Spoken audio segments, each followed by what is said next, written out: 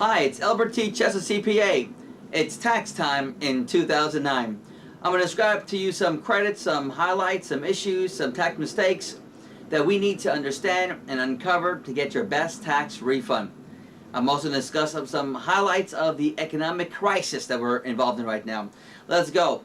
Well, as you know, we're in 2009 and a lot of things are going on. Lots of stuff. We don't know where we're going, where we're coming, losing our jobs, we can't pay our mortgages, we can't pay our bills. What do we do? Where do we go from here? Where do we get the answers? Where can I find a good person to give me some kind of direction, some guidance? Well, you've got the right place, the right channel. I want to tell you, listen, America is in trouble. But until we get some kind of understanding and guidance on our tax issues, we're going to pay more tax than we have to. There are some new credits that came into place regarding the new economic recovery acts that was in place in Congress.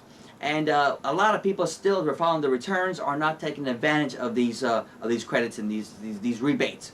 Number one is that recovery rebate credit. Well, that is, and every American within a certain threshold can receive this additional credit on their tax returns. If last year you didn't receive the additional stimulus payment that we're giving everyone out, if you missed it or didn't file a return, hope is still here. When you file your 2008 return in 2009, you have the option of claiming that credit on your return. So don't forget, that's a big mistake people are not doing. There's a credit that's going to help you, it's going to increase your refund, reduce your taxes, and it's for your benefit. Big mistake, not yours today. Also, we've got not keeping receipts.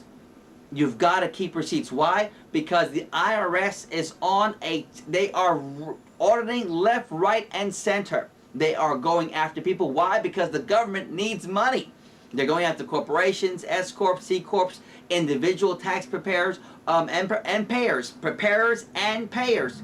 When it comes to Schedule C, self-employment income, they're going after you. Why? Because when we file returns with Schedule C income, we don't have deductions to back it up, and we know it.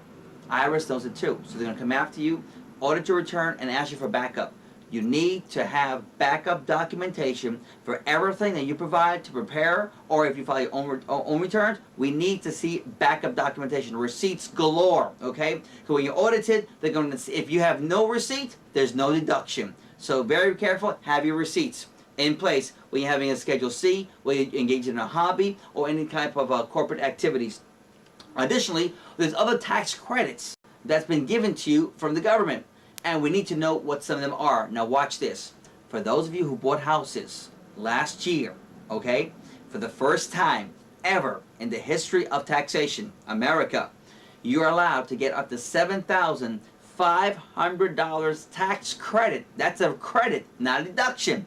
A credit is much more valuable than a deduction because a credit reduces your tax liability dollar for dollar, where deduction only reduces your adjusted gross income. So you want to take advantage of these credits. The credit of $7,500 will wipe off any tax liability you might even have. $7,500 is a lot of money. So if you bought a house last year, take advantage of that $7,500 credit that goes in your return. Also, a lot of you are not giving or producing tax receipts when it comes to medical deductions.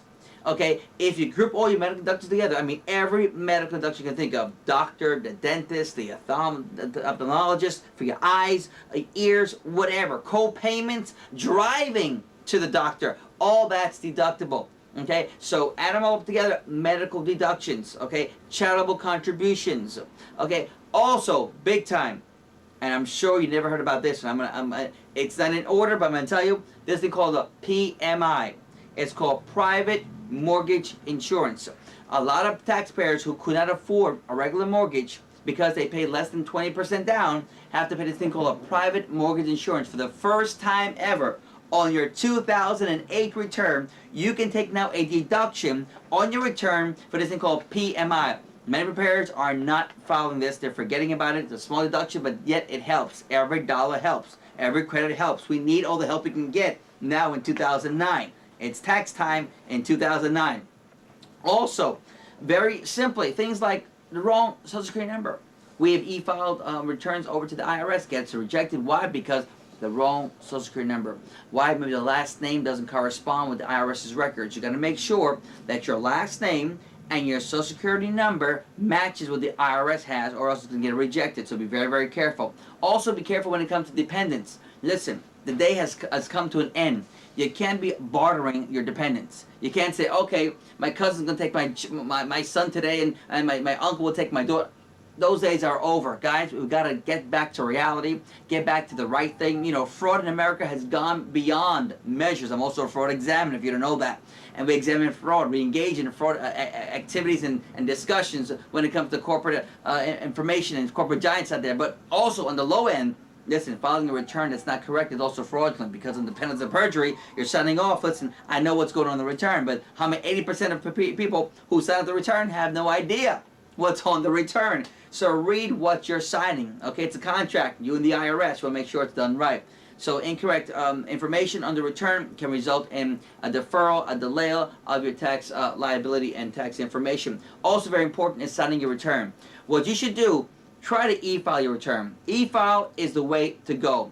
Why? Because you get your return in much as 7 to 10 days. Listen, forget the advance. Oh, rapid refund, RAL. That's extra money going out of your pocket. You don't need $200-300 to pay in this time and age. You can get for free e-file within 7 to 10 days into your account, no additional fees whatsoever.